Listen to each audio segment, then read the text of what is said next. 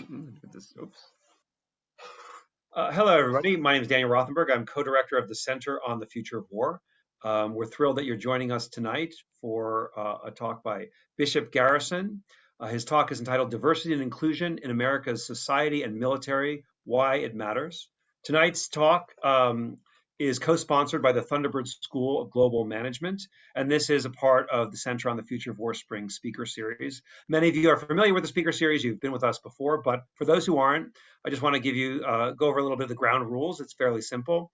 Bishop Garrison will speak for a period of time, and then we will have some questions and answers that I will moderate.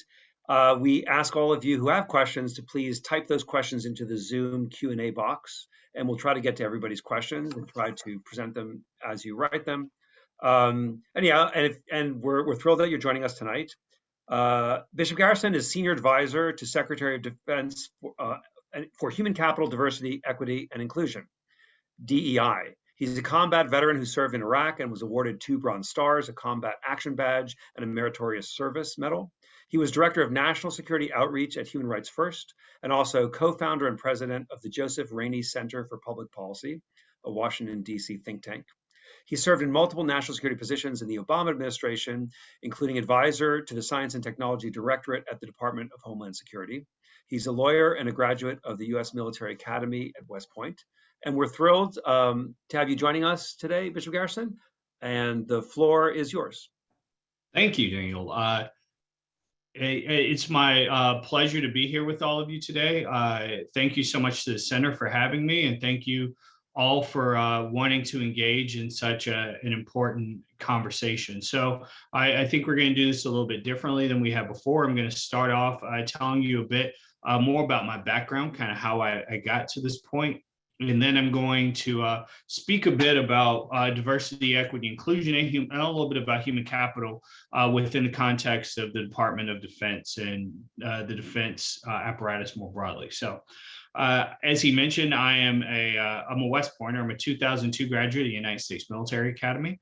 I spent 5 years in the military, 2 of which were in deployments in Iraq, first in the Anbar province, and next a little bit further north in a town called Talafar or Talafar.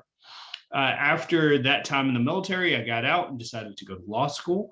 I went to the College of William and Mary Law School, Marshall with Law. Absolutely adore it. Highly recommend time in Colonial Williamsburg if you ever have the opportunity. Instead of the traditional practice of law, I actually went into consulting. So I went and worked for Deloitte Consulting for 2 years in the strategy and operations arena, and then was recruited by the Obama re-election campaign to run constituency outreach for the Commonwealth of Virginia. We did well, and I was brought into the second term in the administration, serving in the Department of Defense. I spent 3.5 years total in the administration. About 2 of those is in an organization, an office known as PPO, Presidential Personnel Office, and then 1.5 years in a more direct policy role, working for the Science and Technology Directorate at the Department of Homeland Security. I was again asked to re-enter politics and serve on Secretary Clinton's 2016 campaign, where I served as the Deputy Foreign Policy Advisor, supporting Jake Sullivan and Laura Rosenberger. We did not win this time, so I went back into consulting for a bit, working for DHS at both ICE and CBP. Before getting out and going the nonprofit space. So I was the executive director or interim executive director of the Truman National Security Project for about 7 months before moving over to Human Rights First, which is a human rights refugee and asylum seeker advocacy organization. I served as director of national security outreach, and that really meant, again, kind of in the strategic engagement constituency outreach role, where we're reaching out to senior members of the national security apparatus getting them behind some of the various and some of the higher profile human rights efforts that we had going on. Particularly, I know with Afghanistan going on, the SIV issue, special immigrant visas, were one of the things that my previous organization that we worked on a great deal. So towards the end of that time, I was recruited to support and serve the Biden election, the Biden campaign, and then was brought on to transition, working with the counterterrorism policy team. And that is what led me to my current role as for human capital and diversity, equity, inclusion at the Department of Defense. So what does that mean? That's a mouthful, I know. Human capital is what we kind of define as personnel and readiness issues plus, meaning some of the more politically difficult, important, high visibility issues. I help to navigate and ensure that the secretary's guidance and vision were met, and that he had a proper channel for which to communicate his own thoughts and to receive information and updates regularly. So that include being a liaison to the Independent Review Commission for Sexual Assault, Sexual Harassment, before they finished up and moved those efforts more into our organizational processes for them to implement. I led the Countering Extremist Activity Working Group, which consisted of a variety and group of individuals, of service members and of civilians from across the department, to help us better understand the actual parameters and issues around extremist activity within the military, and provide recommendations on moving forward on how we should, as an organization, as a department, engage it. And that too is now in the implementation stages. And then it also included some additional and ad hoc issues that really revolve still around that core of personnel and readiness. Another good example is being a liaison for the secretary for the ongoing naming commission, which is also an independent commission that is reviewing some of the names of bases and commemorations that hold the names of Confederate figures. So, and that's just one of many other things. I can't go into all of them, but there are a lot of different things floating around. So that's the human capital side. So DEI is what we want to talk to you about a little bit more today. And in terms of DEI in the department and society abroad, I usually use somewhat of an imperfect metaphor. So follow me here. We envision diversity, equity, inclusion as a conference table.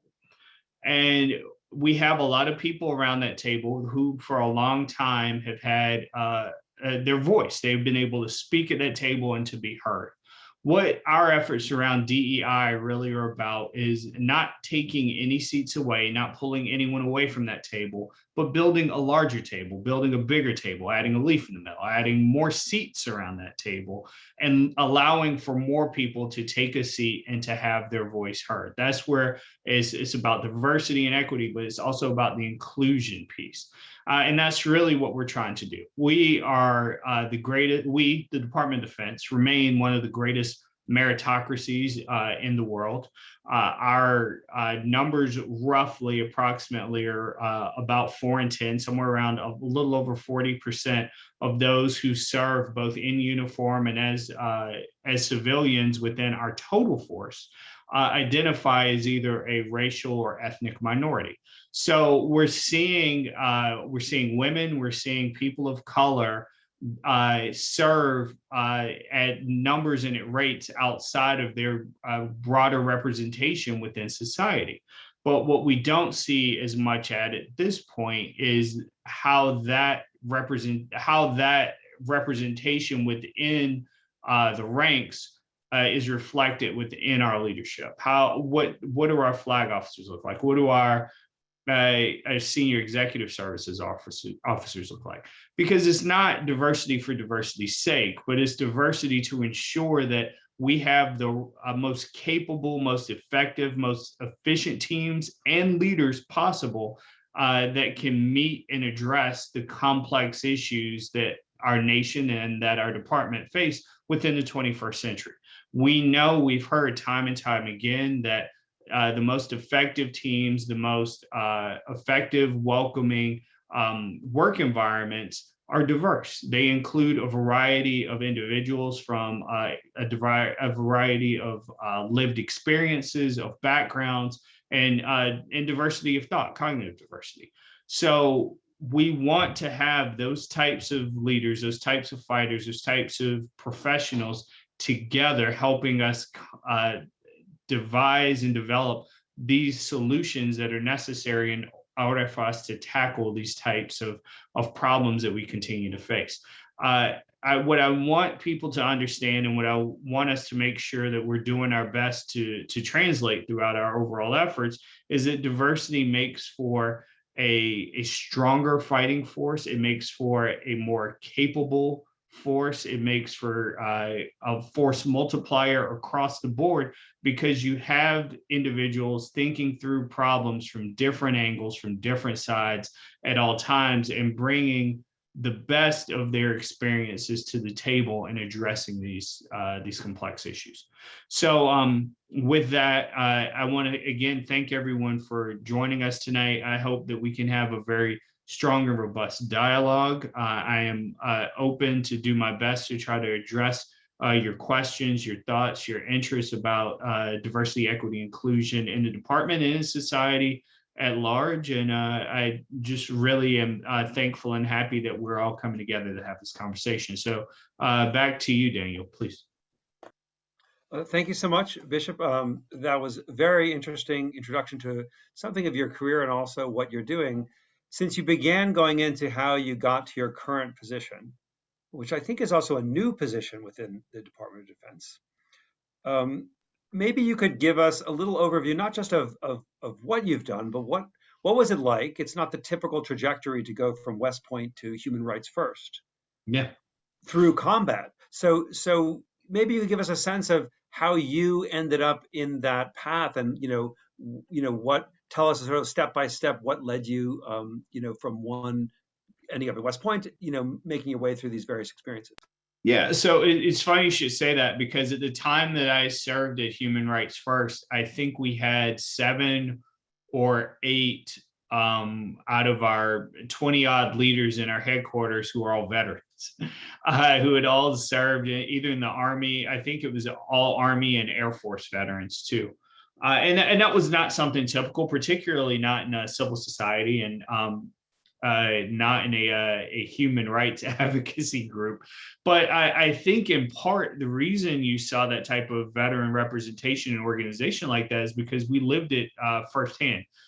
All of us had been deployed either in Iraq or Afghanistan, and we unfortunately saw a lot of what the ills of combat can bring about on a civilian population.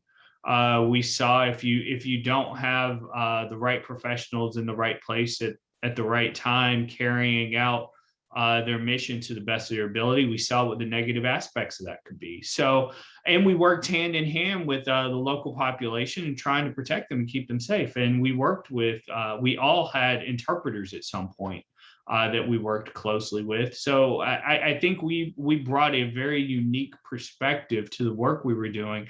And our funders typically really saw the value in that you had a group of individuals who could say, no, well, that's not quite the way it is on the ground.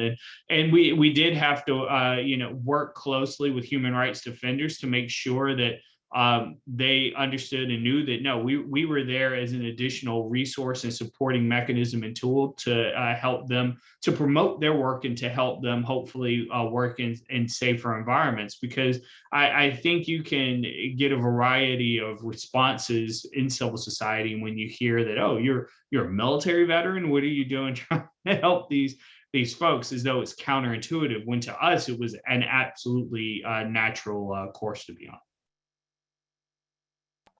Interesting. And so you served in ONBAR at a particularly difficult time. Yeah, so I served. Yeah, I can speak a bit about that. I was in. Well, not to date myself. I think these gray hairs already do that a little bit. But I was in OIF 1 and then OIF 0406. So OIF 1 being the very first initial push. We were supposed to be a part of a part. We were going to be. I was in an army unit, Third Armored Cavalry Regiment. We were going to be a part of the effort that basically kind of pushed our way all the way up through Baghdad for our core element behind us. And 3-6 Cav ended up doing what they thought it was going to take an entire regiment of of armor to do. So by the time we got into country, things had progressed a bit and they had begun to slow down. And in the summer, late summer, I think it was either August or late August, early September of 2003, we thought that we were going to start getting orders to return home. And that's actually when we started hearing about these new roadside bombs that were later named IEDs.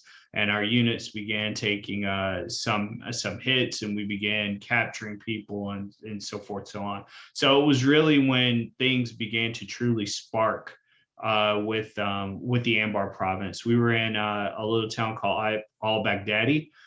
Most people may know it more as being the home of Al-Assad Air Base. Our unit was a part of the group that went on to Al-Assad and actually set it up. We were the first unit there to take it over from British SAS and help build it out, and eventually help build it into a working, again, functional airbase. Interesting. And so in your dealings, when you were working there, so this is 2004, 2006, when you were partly there? Yeah, so in my second tour, yeah, it was it was the 04 to 06, but I was there from 05 to 06. Right. So I was there 03 to 04, took some months back in the States, training, refit, and then 05 to 06.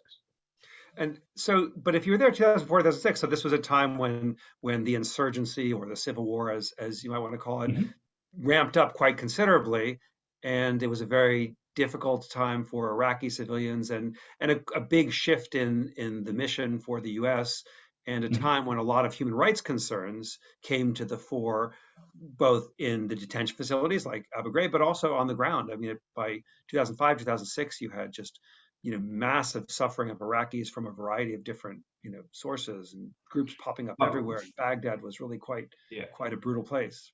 Yeah, for us, a part of our effort was I actually at that time was serving under the 71st commander of the regiment, who was H.R. McMaster, Colonel H.R. McMaster at the time. And a part of his leadership vision, and I think to this day was quite a forward-leaning, thoughtful approach, was all about winning. It was all about focusing on the hearts and minds and reassuring the populace that we were there to do all we could in the time that while we were there to help.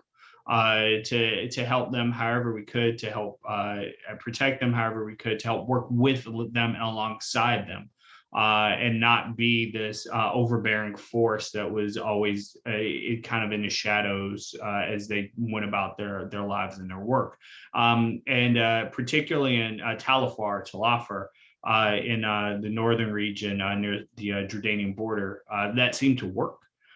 I think it did quite well for us, and in the long run, we were able to, at least for the first time, we were able to help secure the area as best we could. But that was something I was very blessed to have a command chain, leadership chain that really focused on doing our best to ensure that every mission we carried out, every interaction that we had with the local populations, were based on a professional interaction, and on having as much empathy and as much thoughtfulness as we could, even though we're war fighters. Like, the two are not mutually exclusive in any way, shape, or form. When you need to be aggressive, you can be, but more than anything, you are a member of a profession, and you do your work honorably and admirably. So we're beginning to get some questions from the audience, and thanks so much. Please keep typing them into the Q&A box. We'll proceed a little bit more talking about Bishop's career, and then move to those more substantive questions about diversity, equity, and inclusion, and the DoD. Obviously the subject of the talk. But I'm asking you about this because I'm curious how those experiences in Iraq, particularly the intensity of combat and the complexity of interfacing with an Iraqi population that had gone through so much over such a substantial period of time under the Ba'ath Party and the regime of Saddam Hussein, and then managing this complex period of an invasion and occupation, and then transition to Iraqi controlled power. All of this that seems like ancient history now to some degree. How did that impact your sense of the mission of the U.S. military and the challenges and perhaps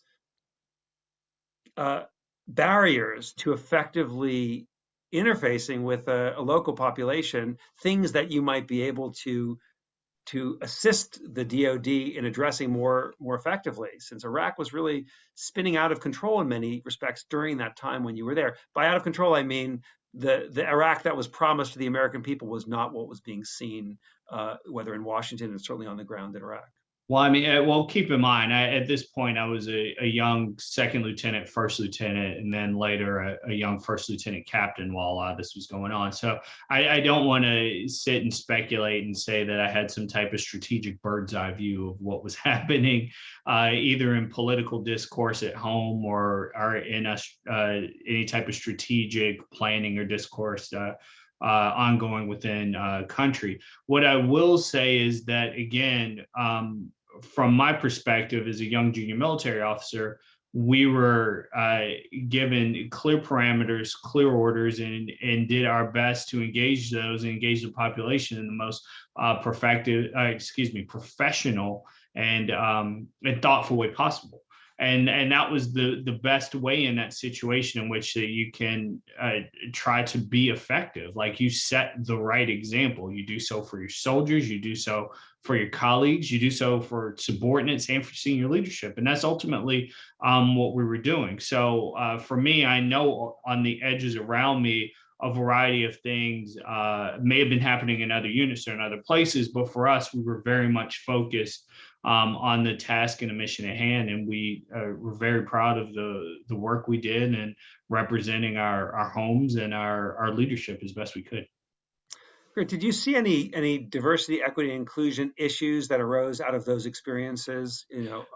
Yeah. So I wouldn't say arose out of those issues. What I will say is that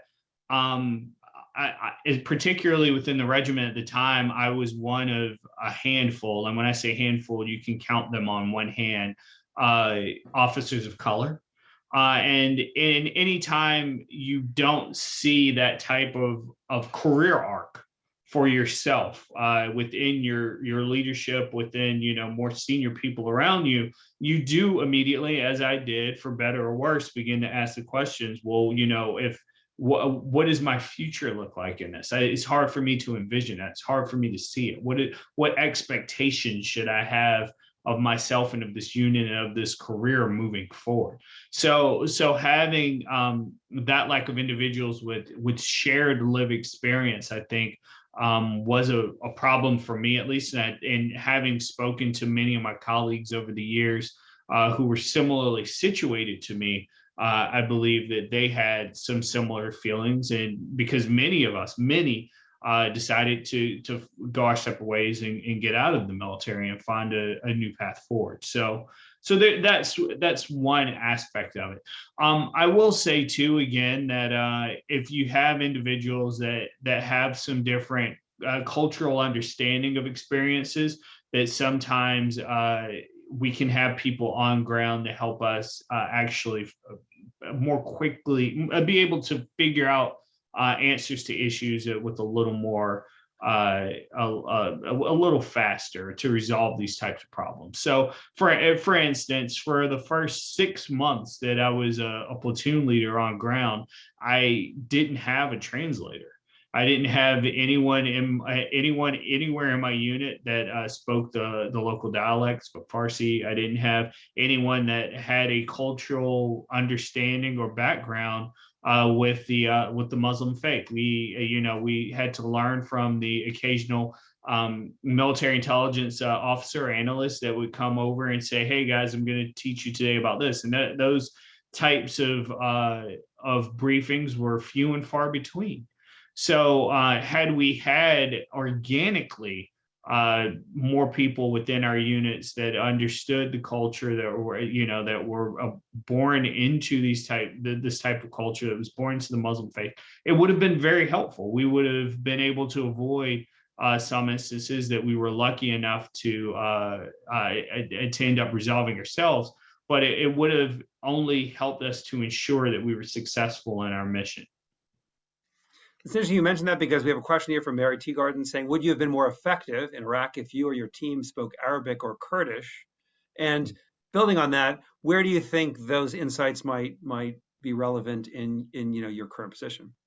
Yeah, I think I just gave a pretty good example of why it's important. But I will add that one thing that I can say that the department is thinking through and looking into is, well, how do we build out our workforces for the future fight, for the future threat, especially, for instance, when we talk about great power competition. And I know GPC is beginning to become an overused term, but when we discuss great power competition, we know that our future engagements might be with near peer competitors, might be with countries like China or Russia or others. So do we have the type of workforce, the type of skill set, the type of cultural understanding organically within our workforce that will help us be as successful as possible in whatever that engagement may look like? So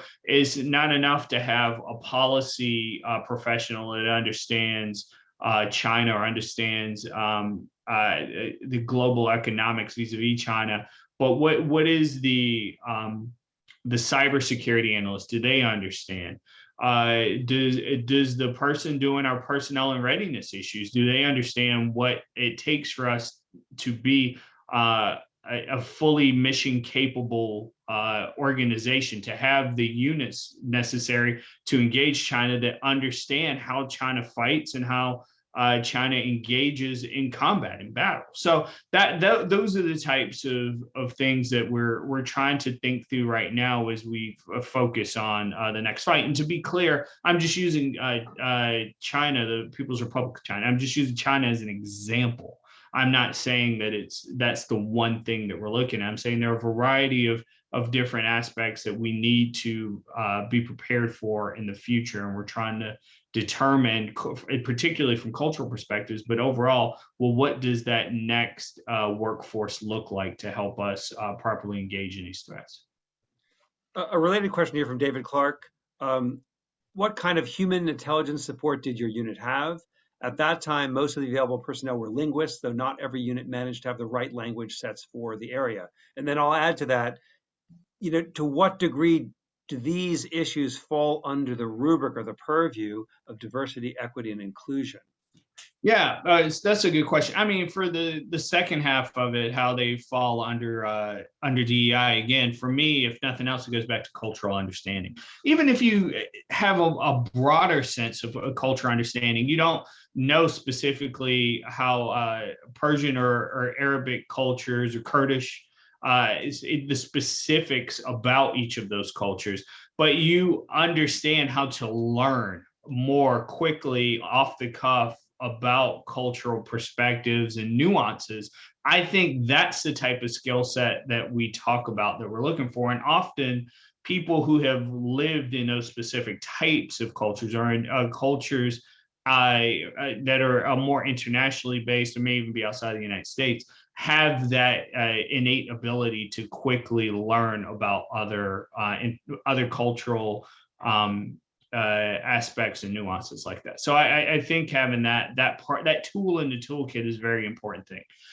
In terms of human sources, and I don't know, David, if you were there at all, or if you're familiar with what the Iraqi war looked like at that time. I mean, it was, I don't say it lightly, but there was a sense of the Wild Wild West there for quite a bit.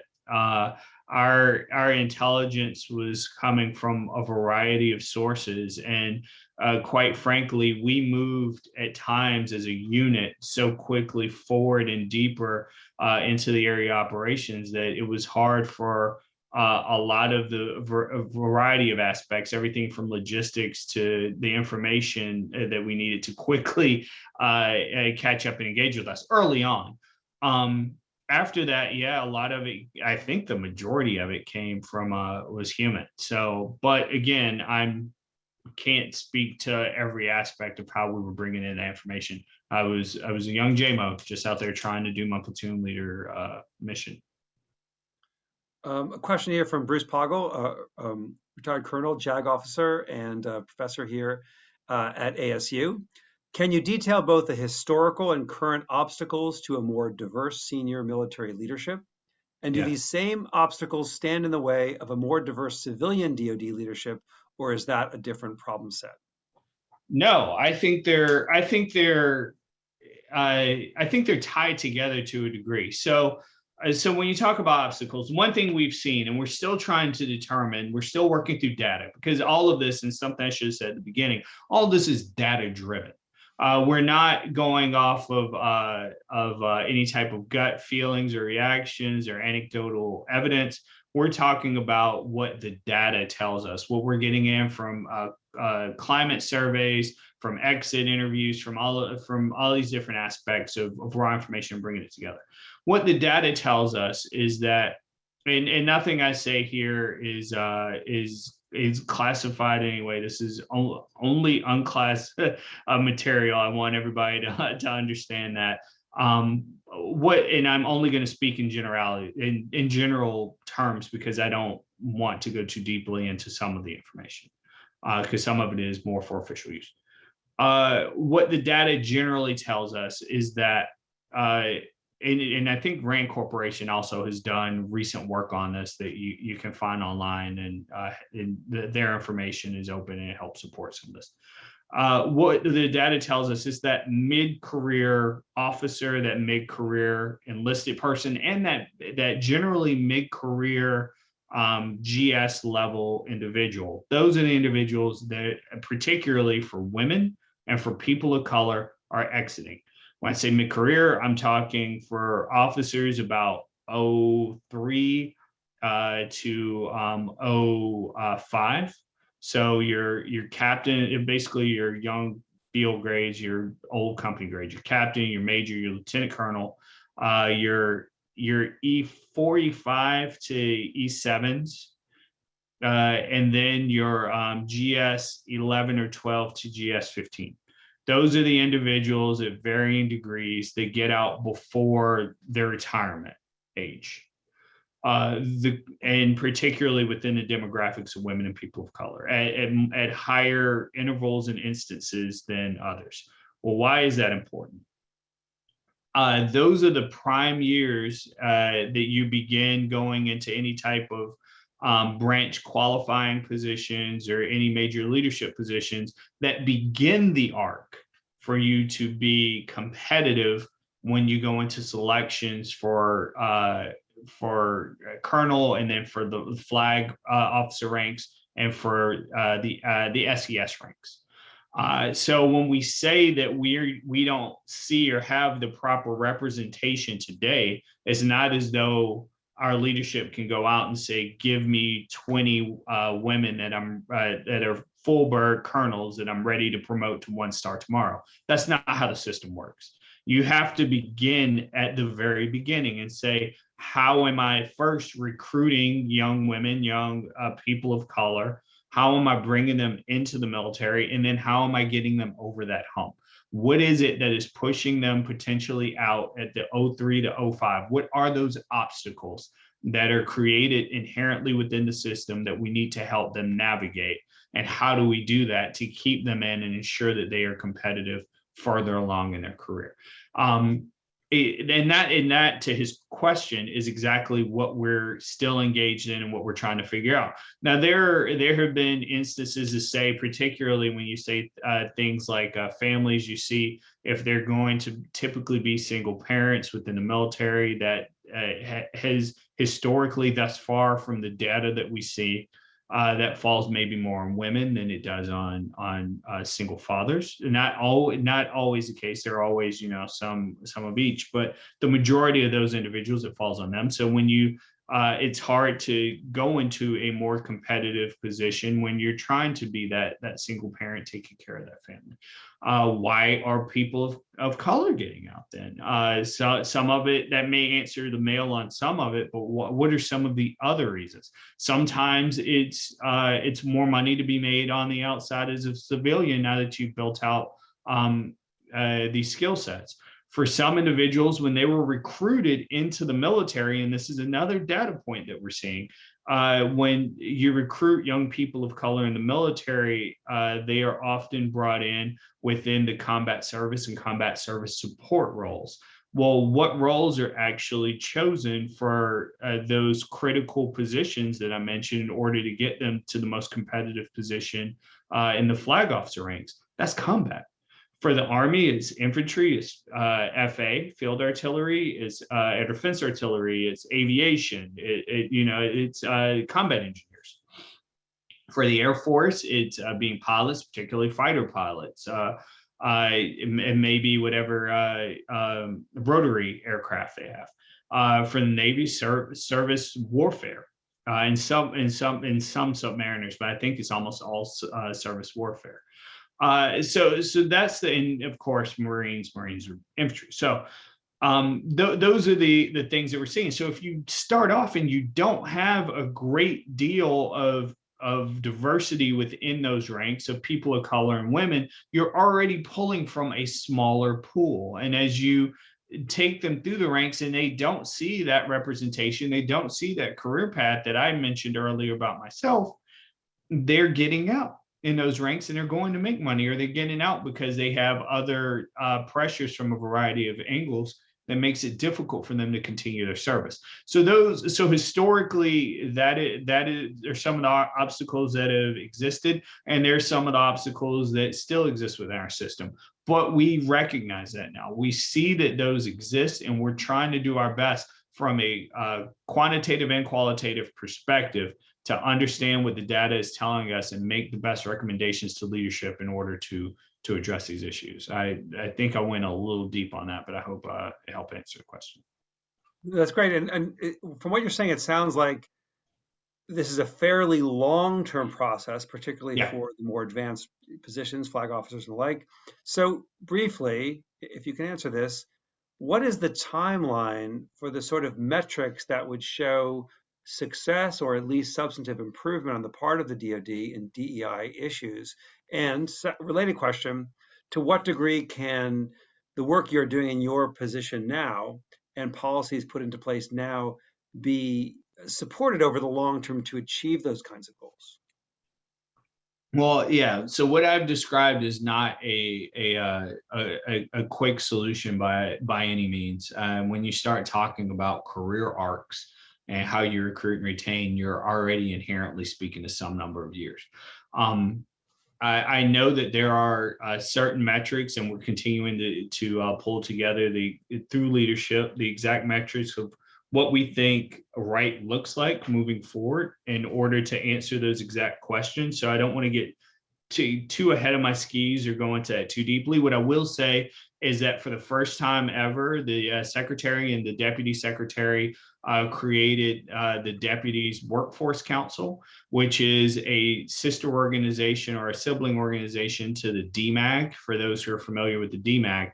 And the DWC, the Deputies Workforce Council, is designed to be a 4-star level, senior defense level oversight of these personnel and readiness issues, of all these different issues that we've laid out that affect the total force. And particularly when you talk about metrics around diversity, equity, inclusion, and metrics for the workforce in total, this is exactly the body that will help to make the decisions about what those metrics should be and what they should look like moving forward, as well as the 3-star level committee, the WMG, the Workforce Management Group, that is the feeder of information up to the DWC. So these two bodies are designed to determine what those best metrics are. When you talk about the timeline, I think there are some efforts, or I think there are some solutions that can bring about a short-term, medium, long-term goals. I think your short term is always going to be, well, what are your recruitment numbers? What have you been able to increase within a quarter, and then within half the year, and then within the total year? I think that's going to be probably some of the starting points that are helpful. And then you can start moving into, well, how do we look at retention for a captain through lieutenant colonel in the Army? How do we look in the Air Force? How do we look in the Navy? So that's your next piece. And then in the long run, in the probably 3 to 5 year range, I don't take me as the gospel on these timelines, but I think in that range, that's when you can really look back and say, okay, how have we begun to do on our representation within our most senior ranks, both within flag officer ranks and the SES, because you still know that you're still just catching at 5 years ahead or so. You're already talking about people who are either senior lieutenant colonels or likely even colonels already before they're ready to make that next step. So what are we doing to invest in them? And then you can kind of backtrack. Okay, so what do the lieutenant colonels and majors look like? What do the majors and captains look like? What efforts are we making overall to help recruit, develop, and matriculate these individuals? A question here from GLA Harris, a professor in Thunderbird School that's co-sponsoring this event. It's kind of a complicated question, so I'll just read this to you. She is best question is a complicated question. she's an expert in this area, and my question is twofold. The Military Leadership and Diversity Committee, MLDC, under the Obama administration, as well as Dakowitz, were instrumental in facilitating the repeal of the combat exclusion policy that prevented women from serving as combatants. Yep. That said, the integration of women into combatant operations and assignments has been especially slow to stagnant in the Marine Corps and the special occupation components of each of the forces. What is the military doing to change this course? As well, there are not enough women and underrepresented minority groups to be promoted and or to fill the senior commissioned and enlisted ranks. What is the military doing to change this course to move these groups to especially the general and flag officer rank? Okay, so good questions. I think right out of the gate, I'll say that I know the SEGNAV is a mentor and a friend I've known for years. I know that diversity, equity, inclusion is something that's very near and dear to his heart. He himself is a person of color who served within the Navy for a career as an officer. I think he retired as a commander. Carlos Del Toro. I know these types of issues are incredibly important to him. I think you're seeing, at least within our hallways and within the discussions I've been a part of or I've heard, I know that leaders are continuing to work through some of these issues at every level, not just within the Marine Corps, but within the Army and within the Air Force, within Army and Navy and Air Force and Marine Corps. We are doing better than we have in the past, but better is not good enough. And we hold ourselves to a higher standard. And I know that the Marine Corps cares deeply about every Marine. The Commandant cares very deeply that every Marine has the same opportunity to serve honorably and to serve to the best of his or her ability. And I think that they're working through this. There is an ongoing shift in culture, but Marines are tough professionals, and they're going to figure out the best way to move forward. I have not been privy to all of those discussions, so I'm not going to sit here and blow smoke, but I will tell you that given the leaders that we have, and we also have the first confirmed female deputy secretary and Dr. Kath Hicks, who cares deeply about these issues as well. And as I mentioned previously, she sits at the head of the table for the DWC. So these are things that have been on a lot of people's radars. I've had individuals hit me with questions, particularly about the status of women in combat units and combat positions. as well as some of the questions I'm going about tackle it. So I know that it is an important topic, and I know you will hear more about it from us. So at this moment, that's about as much as I think it's best for me to say. I'm going to And combine then two what was questions. the second half of that Oh, question? sure, I'm sorry. sure. Let me go back. Yeah, because it was, yeah, it was. It's a complicated question. So, give me 1 second. So, yeah, as well, there are not enough women and underrepresented minority groups to be promoted and or to fill the senior commissioned and enlisted ranks. What is Mhm. the military doing to change this course to move these groups to especially the general and flag officer ranks? And Yeah, I think Gigi's asking for like concrete policies because obviously you've addressed the general lack in your comments so far.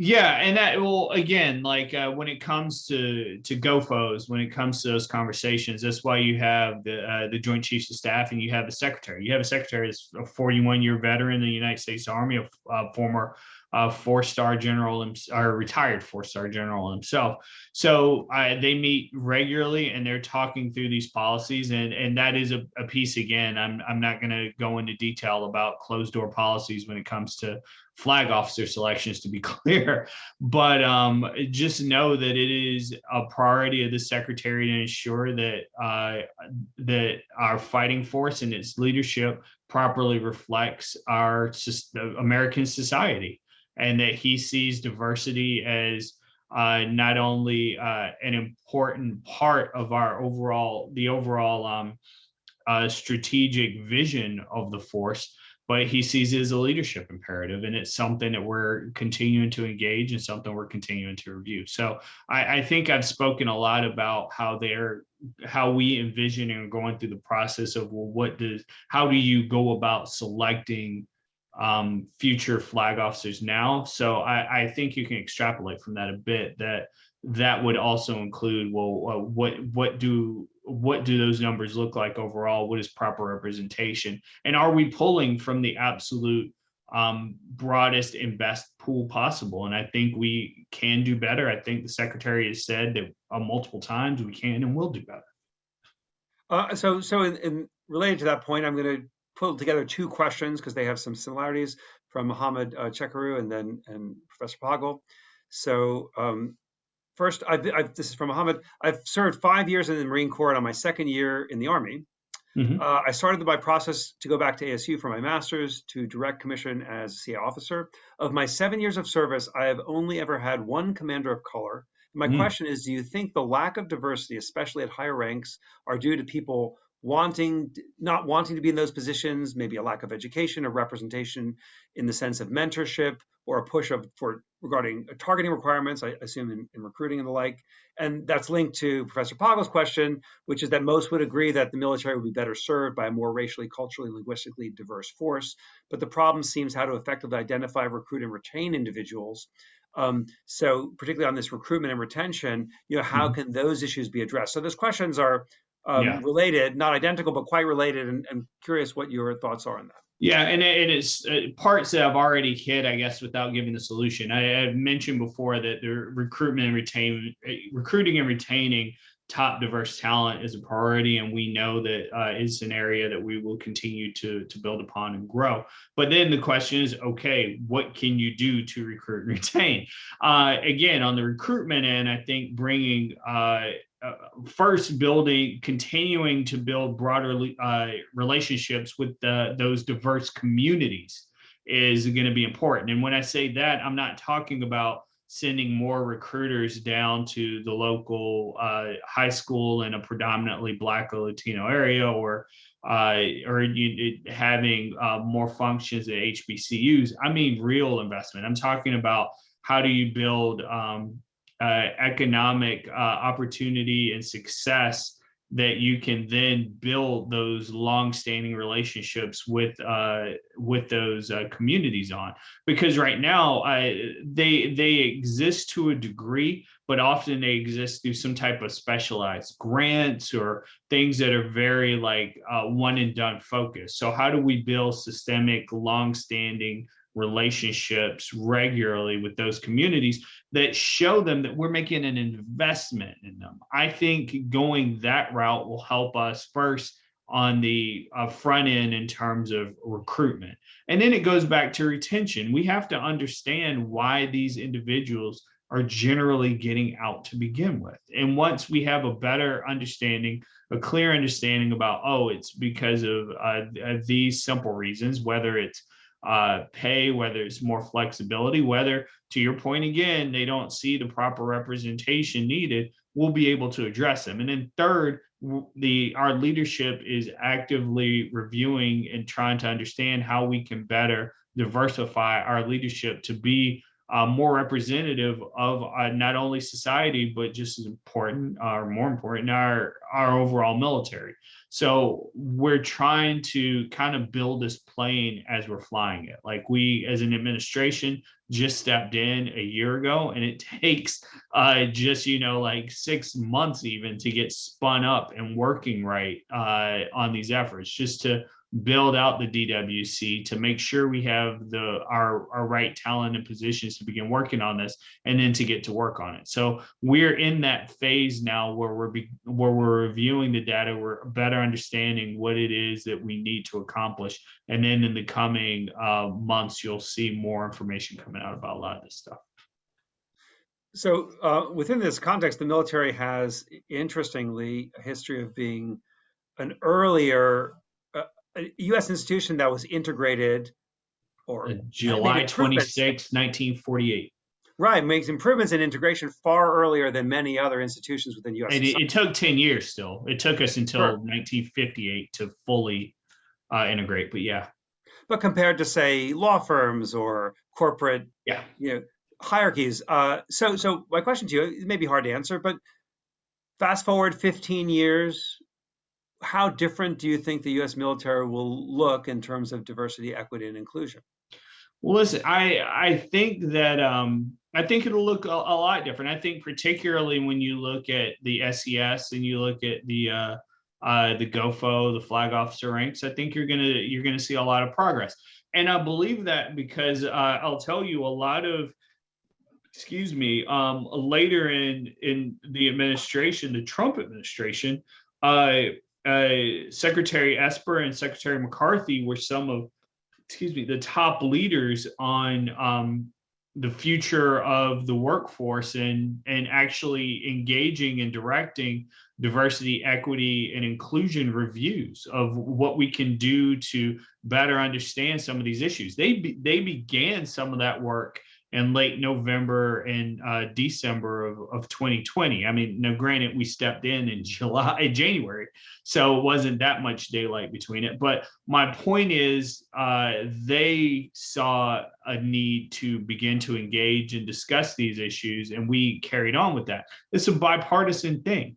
Everyone understands to some degree the need for diversity, equity, inclusion broadly within society, within the workforce. I would say most people, a lot of people, I think it is a majority, understand it. Now, how we frame it and how we look at it and view the importance and where it should be and how it should be engaged in, that may differ from person to person, from conversation to conversation.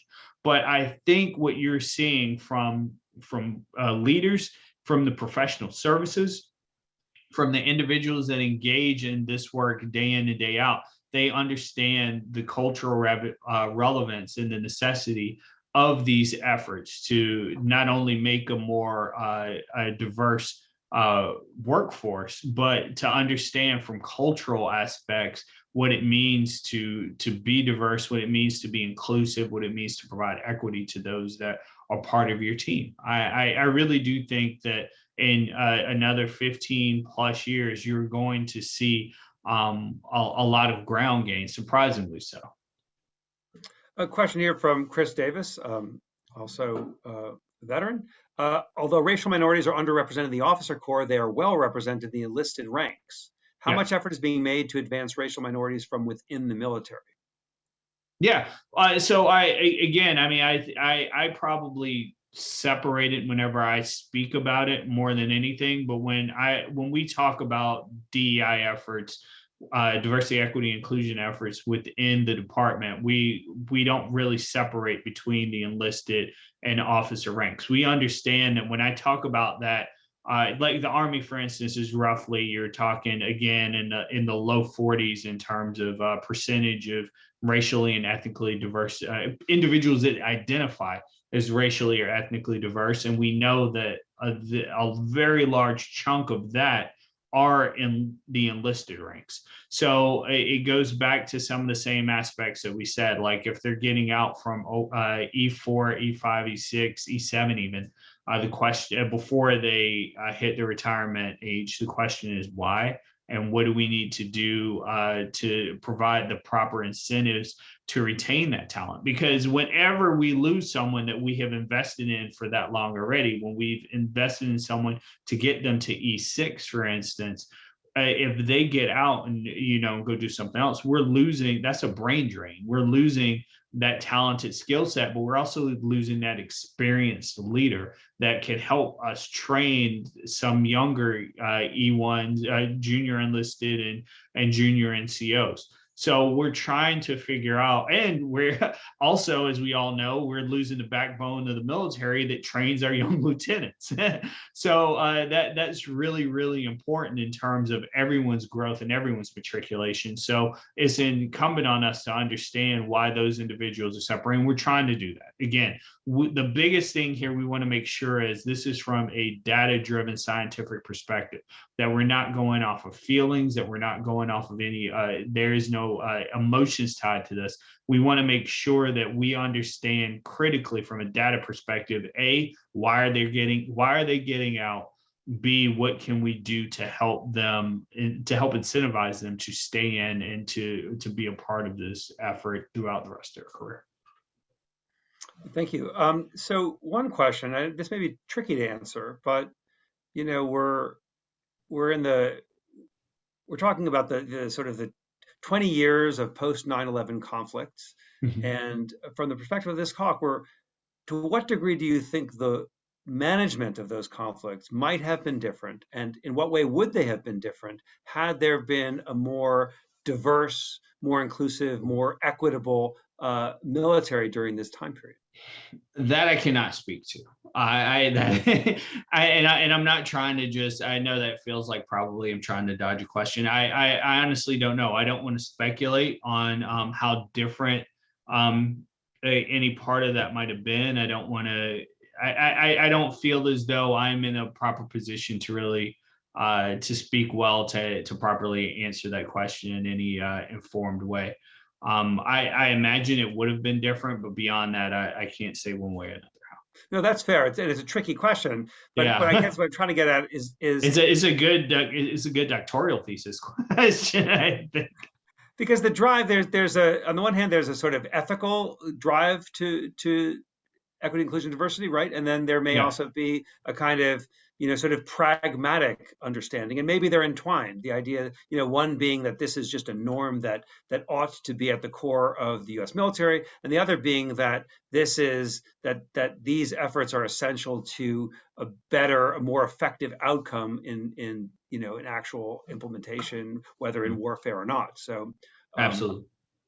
uh, any reflections? Any thoughts? We're really edging towards the end of our time. Any final thoughts you'd like to leave us with on No, this larger the issue? biggest thing again I want to say is that as we continue to go through this within the department and broader within government and within society, from our perspective, we are not engaging in diversity for diversity's sake. Diversity for us is a force multiplier. It helps us to provide a greater variety of capabilities and to develop more professionals and leaders of talent and supporting and defending our country and its interests. So I think that should be the big takeaway for folks. I think that diversity is incredibly important because it makes us stronger. It makes us better leaders. It makes us a better functioning society overall. And it's not simply about a moral imperative, but it is a very practical imperative in all aspects of what we do. So I hope as your viewers, your listeners, the participants that joined us tonight, think through this. They'll take some of that away and reflect on that a bit. Thank you so much, Bishop Garrison, and thank all of you who joined us this evening. We're thrilled Thank you. that you chose to spend some time with us. Um, Keep tuned for some more events, and have a wonderful evening, everybody. Thank you.